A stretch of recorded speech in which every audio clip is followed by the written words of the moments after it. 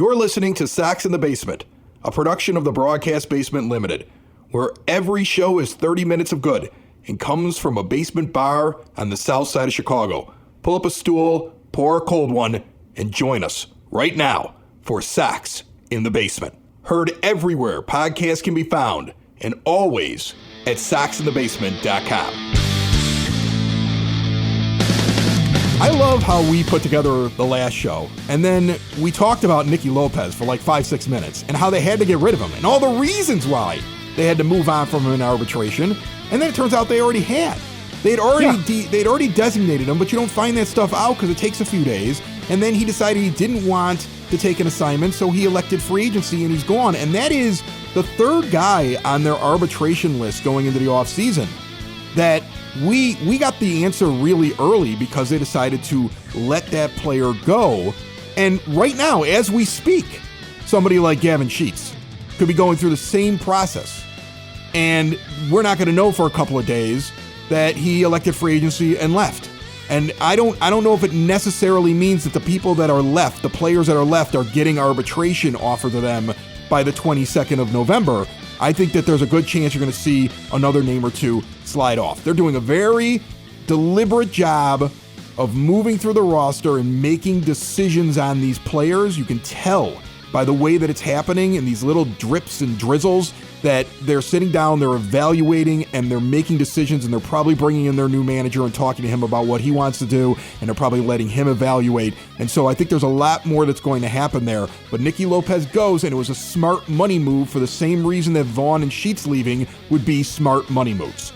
Well, yeah, and we can harken back to when Getz was hired, and the idea that he didn't need a year to determine what was on the team. He may have just very well known that the team was crap, but didn't have enough resources or funds to do anything to get it up there. And you don't go into ever go into a season saying, by the way, this is going to historically suck. So the fact that they're combing through it right now and looking at it, and you're not just seeing guys are going to stick around because the argument for Nicky Lopez was there's not a whole lot else in the infield that you can count on, and at least you know what Nicky Lopez is and is not. But if you're going to sit there and say, no, we're going to let him go, that means that they're looking at his $5 million number. They're looking at the number that he would have gotten in arbitration, and they're saying, I can do something better with that. I can do something more useful with that. I can, and maybe it is Chris Getz just sitting there showing Jerry like, hey, I am trying to get this down to where we are doing this for the most reasonably efficient dollar amount possible. I'm not going to use the word cheap, but basically read into it, reasonably efficient, cost-effective mode of building a roster. Well, look, the roster should still be at the bottom of payroll, not counting the Oakland A's.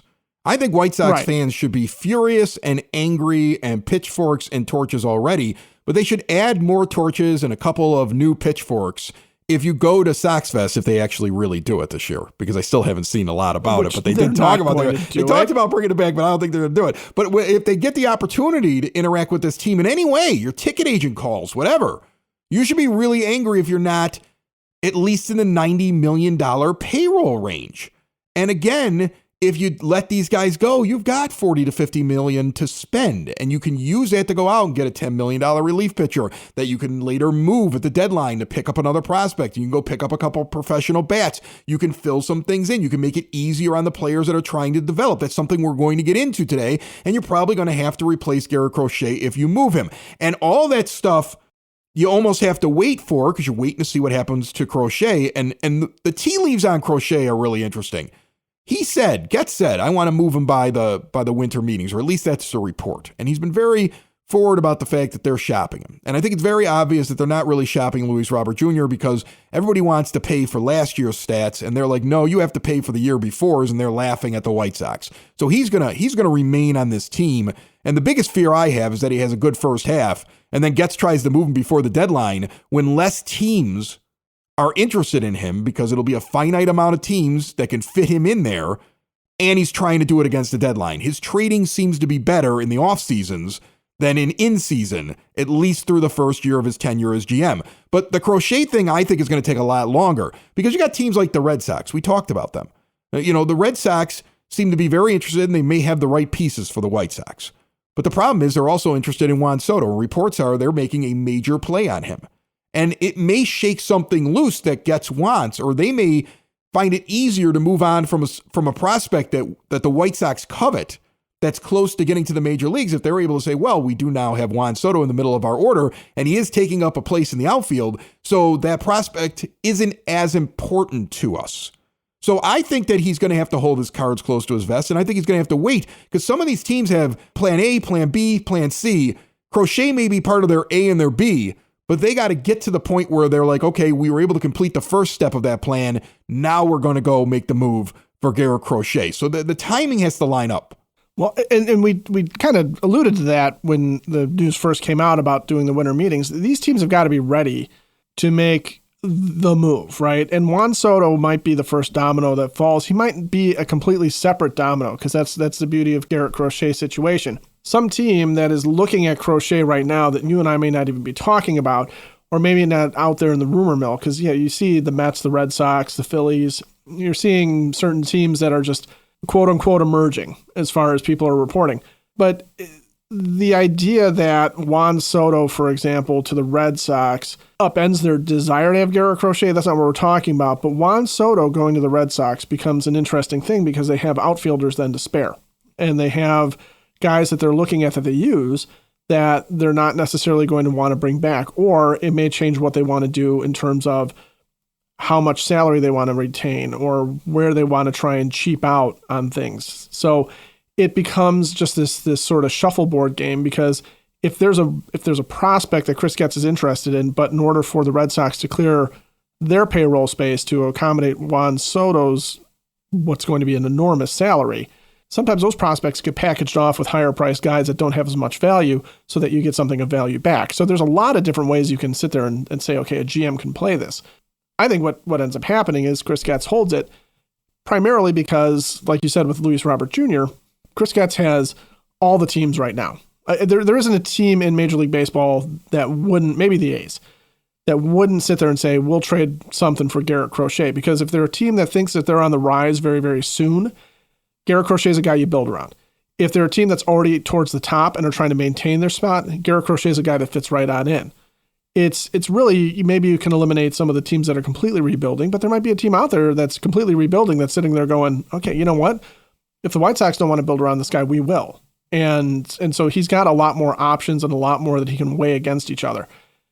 Trying to trade him in season, trying to trade Luis Robert Jr. on lower stuff. And I'm not worried about the lower stats sinking his value this offseason so much as, like you said, him getting hot in the first half and then Chris Getz not waiting to trade him in the offseason and just letting him go unless a team comes through and actually gives like a real offer. I will say this about Luis Robert Jr. I don't think that he's under as much pressure to trade him as he was to trade Michael Kopech, who needed to leave. You don't have the pressure to trade Crochet. I kind of like had a little argument with somebody who was, representing another team. The Mets don't need to give up this guy. The Mets don't need to give up that guy. And I'm like, look, the White Sox don't need to trade a guy that they have a couple years of control over that's only going to cost them $3 million this year. They don't have to do it. And that's the way that Getz has to walk into the thing. And it's the same thing with Robert. Look, I just don't want the in-season trades. They scare me with Chris Getz.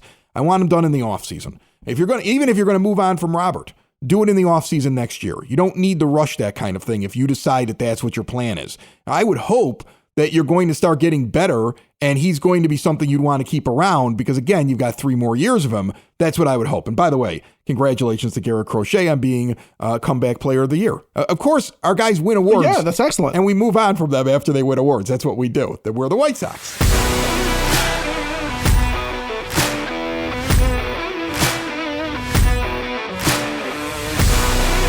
It's getting chilly outside, but there's always time to get to those exterior windows, doors, patio doors, and storm doors. Go to Window and Door Superstore of Oak Forest, where there are no high-pressure sales. They're not coming to you and pressuring you to take a deal now, or it's walking out the door. Instead, you're walking into their door, their showroom. Everything is there, no pictures in a book.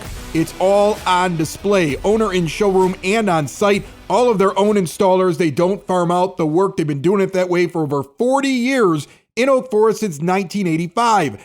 Every major brand. It's custom made, no stock items. That way you get a perfect fit. Window and Door Superstore of Oak Forest is a half block east of 159th and Ridgeland at 6280 159th Street. See more at windowdooroakforest.com. And before we get to the main crux of the show, and that is pushing the trade proposals off to the side and trying to spend some of this money that they should be spending in the offseason, since we mentioned the comeback player of the year, Garrett Crochet, and the SoxNerd wants to talk about him, let's move him up a little bit in the show this week and get to him now.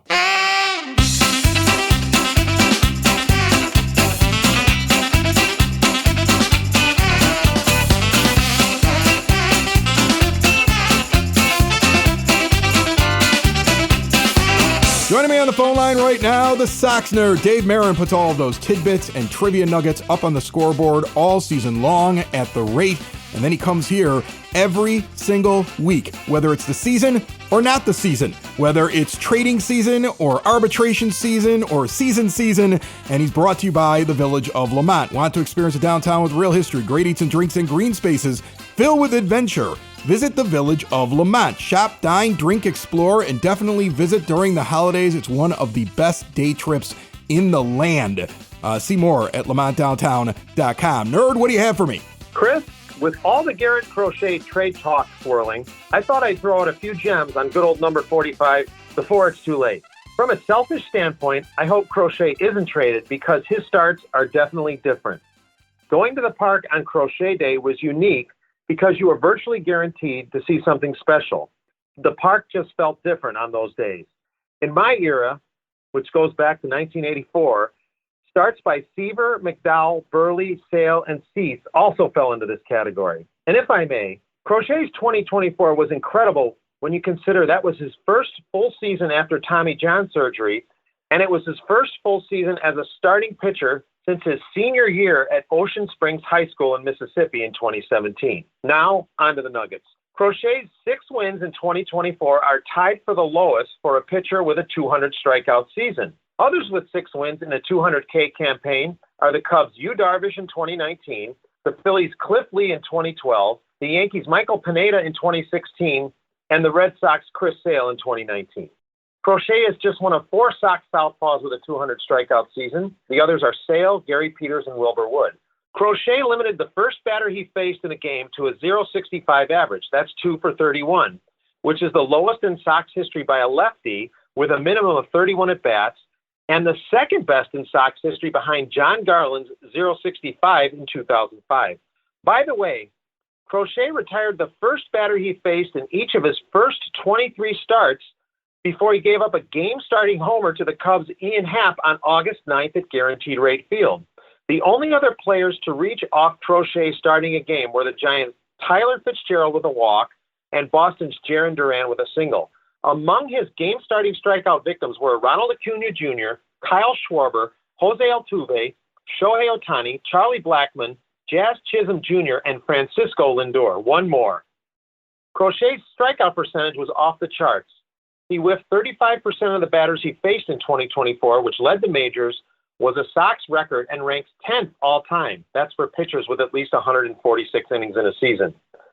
Before I get to my zinger, a reminder, you can access my blog at soxinthebasement.com, and there's plenty of SoxNerd material on Twitter. My zinger, the Sox bid adieu to Naperville Nicky Lopez recently, meaning that 2025 will mark the 13th consecutive opening day the Sox will have a different second baseman. The last second sacker to make 2 opening day starts in a row for the Sox was Gordon Beckham in 2012 and 2013. That's it, Chris. More than you ever wanted to know about Crochet, Seaver, Shohei, and that cut-up, Chris Sale.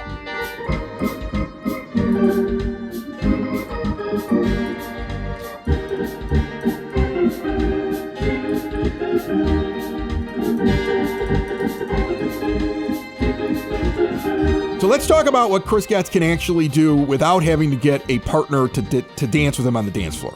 You know, these trading things, you need 2 to tango. It's hard to line it up. It's really simple when you look at this roster, Ed, and you see, like, for example, in the outfield, Benintendi's going to be in left and Robert Jr. is going to be in center. assuming that nothing happens where either one of those guys get moved, you really don't have anything in right. Again, and this has been a problem forever. Deloach, Fletcher, Jokes, all these guys could be something, but they're really not. And I think the smart thing to do would be to add a bat somewhere there. I think that if you move on from Vaughn and or Sheets, and you should move on from both of them, you have a very glaring bat spot that could be used at first base or even DH. So now you can really go for any player that's out there. I think that middle infield may be something that you decide to add. It's not, I don't know if I believe in Lenin Sosa and his defense in the middle of the infield. Again, I would rather see him standing over at first base. That's been kind of one of those things that we've been pushing. With Nicky Lopez gone, Brooks Baldwin probably slides into his spot in the pecking order, and you can upgrade at that middle infield position, even with Colson Montgomery coming, even if you make a deal. So I would say middle infield, a power bat that's at first base, or you can even slide into the DH spot for sure, and a right fielder. And you can afford that and still stay as the lowest payroll in baseball, or the payroll that's just above the Oakland A's, but really, really low, and accomplish what Reinsdorf wants to do in cutting payroll and go through your rebuild and have pieces that might be movable, and also would kind of shield these young guys from going through another 121 loss season. So these are the spots that I'm looking at. Do you see any other spot in the lineup that you would add free agency wise other than the middle infield, right field, and see if you can find yourself a power bat that might be able to stand over at first base? Well, I mean, there's smaller things. You can look at potential upgrades for catcher. Corey Lee could be a backup just as easily as he is a starter. Yeah, but I think Caro breaks camp. I think that's I know that's the plan, is that Edgar Caro breaks camp, but there's nothing that says that you can't, especially because Caro's a bat first guy. There's nothing that says that you can't work him the way that a lot of teams have worked offense first catchers, which is give him some opportunities at a DH spot and let, a veteran catcher handle some of the behind the plate duties and let Caro come along that way a little bit more. So you could definitely do that. And there's always guys that you could slot into the rotation. There's always guys that you could slot into the bullpen. So the beautiful thing about being one of the worst teams in the history of baseball is that if there's a guy that's out there that wants to sign that you like the number on and can help you offensively, defensively, ideally both in that scenario, or can help you on the mound, you can go for it and you can really justify doing anything that you wanted. I mean, Benintendi as a left fielder could be Benintendi the DH, okay? Benintendi the DH would be fine with me. Like, if you sat there and told me we're going to put Lenin Sosa at first and Benintendi at DH, and we're going to put some young outfielders out there around Luis Robert Jr. that can play better defense, I would be like, that's an improvement. That's a step up. Like, if you moved out Vaughn and Sheets in their replacement levelness, and you told me that Lenin Sosa, with the backup being Tim Elko possibly coming up and getting some at bats, but you're going to use Sosa over at first because of the defense, and you expect him to bring the bat that we saw in the last 2 months of the season, and that played in that exact way that we saw in the last 2 months of the season when he got consistent at bats at all the other levels in the minors. He may actually be a fairly good hitter, and you want to take that chance. And then you say, we're going to put Luis Robert Jr. out there, and we're going to go find a new left fielder and a right fielder because Andrew Benintendi is defensively terrible.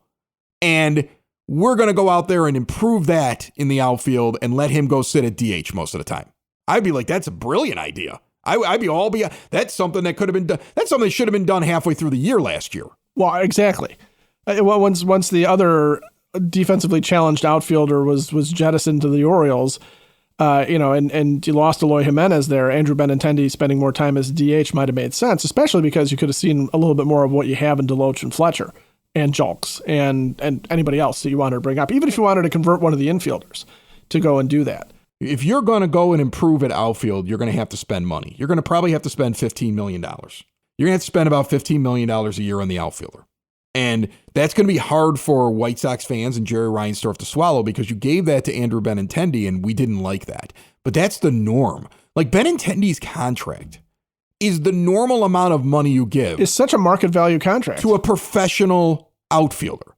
Like, you're going to have to do that again if you go out and get an outfielder. And again, as I've said, you got $45 million easy, and you could still be the lowest payroll in baseball. So the question then becomes, Do you see an outfielder out there that's young enough that you would want to sign them for several years, that you think plays well in the field, and could be something that you move on from? But if you never move on from them, if you don't trade them at the deadline, if they're not red hot, then you're okay with keeping them for the next several years and being part of your plan. And so that immediately narrows down the outfield free agents.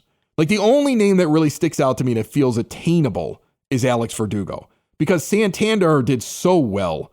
I know he's going to be out there, but he's going to be closer to $20 million a year, and they're not going to do that. But Verdugo falls in that $15 million range. He played his way out. Right. Yeah. Verdugo falls in that $15 million range. SpotTrack has his market value right now in free agency at $15 million. The reason I always find him so intriguing is the story that came out that he has an allergy to the material in the batting gloves, and his hands basically have hives on him while he's trying to hit. And if they could just solve that problem, imagine like if you might see a boost. And he's one of those guys that seems to hit home runs better in ballparks that play better for home runs. Like, he's one of those borderline home run hitters. And the rate plays for the guys like that. He's going to hit a lot of them into the second row. And so he may be, for $15 million standing in the outfield, he may be a really interesting name.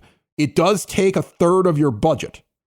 And so I think the White Sox probably opt not to go that high on a player and don't address the outfield, which is frightening to me, because then that means you're going to have the Loach Fletcher competition, or they're trying to pick up somebody in a trade that they get from somebody else's system, just like they did with Dominic Fletcher last year, and add that guy into the mix. And so that may be kind of a minor disaster out there. Yeah, I mean, Tyler O'Neill falls into that too. 31 homers last year for the Red Sox, nothing to sneeze at. He's actually a really good defensive outfielder. $16 million though is what $16 million his market value is. So right, I mean, like, that's the thing. Like, you're going to have to spend money to bring in a professional hitter to be on your team. The thing is, you have the room, but is that part of your plan? You have the room. You could take a 29-year-old Tyler O'Neill and sign him for 3 or 4 years at that rate, and it's not going to hurt your rebuild. It's not going to kill your salary. It's not going to kind of put you into a position where you can't go in other directions, and it's going to solve a problem. And that's really the thing I'm curious of. Will they be the kind of team that goes, we're going to solve problems now? That's the worst thing in team building, Ed. The worst thing. Everybody does it. All these GMs do it. It's so stupid. Well, when we're ready to spend money, we'll go out, and then we'll get 5 positions, and they'll all work out, and we'll be able to get them at exactly the price we think we're going to get them 3 years before we actually hit the market to go get them. Sometimes you need to start solving the problem early. I always go back to what the White Sox did in 2004. They went out and they got Freddie Garcia when they were sellers. Right. So they could sign him long-term and keep him around. And then he became something that helped them win a World Series. They didn't wait till the 05 offseason to do it. You should be always team building, even in your rebuild. Both those names, Verdugo and O'Neill, would be fine, would be an upgrade, would fill one of the many problem holes that you have on your team. And they come in at market value. They're going to sound like they're big deal signings to White Sox fans that aren't used to $15 million a year and think the Benintendi contract means he should be the best player on the team. But in the scale and the scope of all of Major League Baseball, these are average contracts, and they're going to have to sign 1 or 2 of these even this offseason if they intend in a couple years to compete.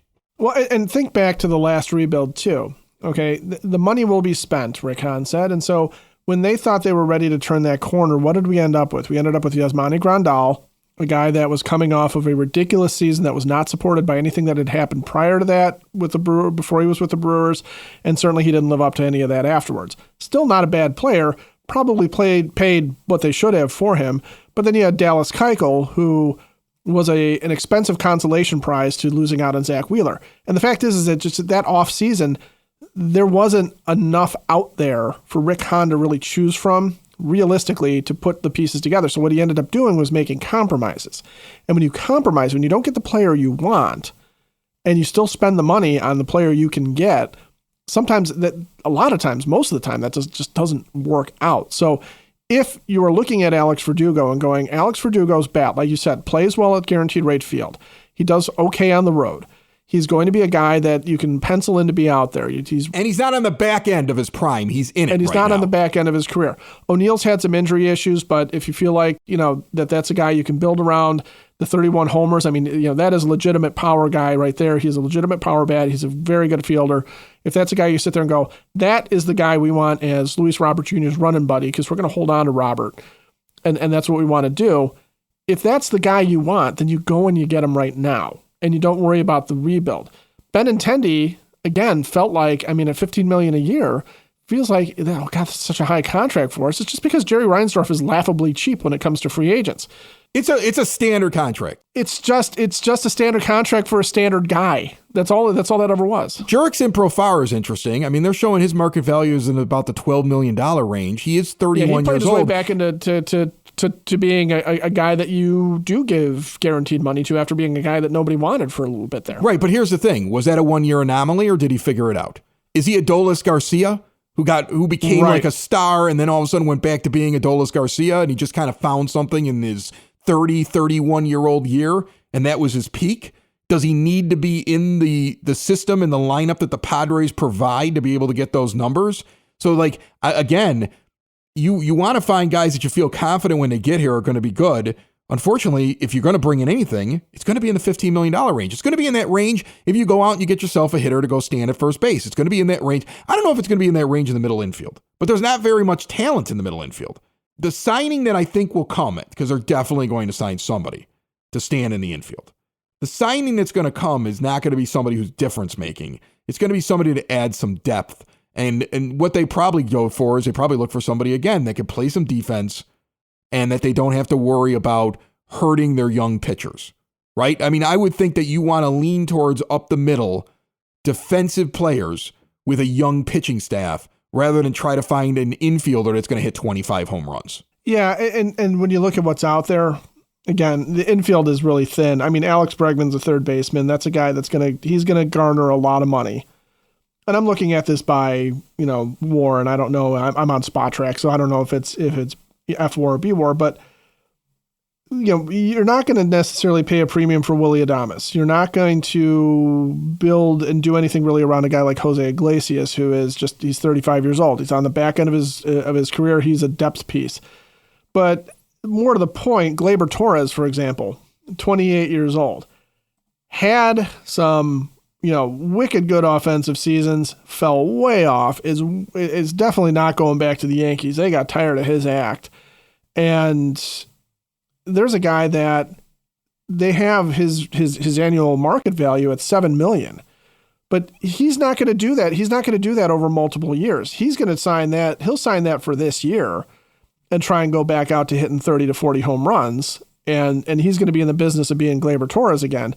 So that's the other question is, do you want to try and get somebody like that and sit there and say, we'll do this with an option so that somebody who trades for you at the deadline has the ability to potentially keep you around at a reasonable rate, but you can go ahead and rebuild. Is that what the White Sox end up doing? Or do they sit there and say, we think we can fix whatever was ailing you in New York, so come here as a 28-year-old and let's put you at second base and make that one of our cornerstones. What about Ha-Seong Kim? I know that people are going to be like, well, he's going to be a highly sought free agent. Okay, well, his market value on Spot Track is around the $12 million range. Would you rather overpay him and give him $15 million a year as he's 29 years old right now and really good defensively, and the bat continues to improve? If you look at it over the span of the first 4 years that he was in the majors since he came over here, and you go, hey, I can lock in something for several years here, make him an every year White Sox player, and fix something defensively up the middle, not have so much pressure that Colson Montgomery has to work out, not have so much pressure that Brian Ramos has to work out or Miguel Vargas has to work out, because Kim could end up being your shortstop for multiple years and Montgomery could be over at third. It gives you so many more options. You could slide over to second if Montgomery's good enough to move him over there. But all of a sudden, it fixes one of the many problems in your infield, gives you a defensive player. You're going to have to overpay to get him to come to a bad team, I would think. But if his market value is 12, wouldn't you rather spend the $15 million on a guy like that, which is a rarity to see sitting out there that may be able to help you, than pay $15 million for Verdugo or O'Neill? And it's funny, I'm telling you, if you go get anybody of any impact that you could say, you know what, let's sign this guy and keep for 3-4 years, because they would fix a problem and still be around when we're competing, you're going to have to pay $15 million a year. You're going to have to get over it. And you have to also understand the White Sox have the money. They can do that and still have the lowest payroll in baseball. Sox in the basement. Sox in the basement. Sox in the basement. Sox in the Basement. Heard everywhere podcasts can be found and always on soxinthebasement.com.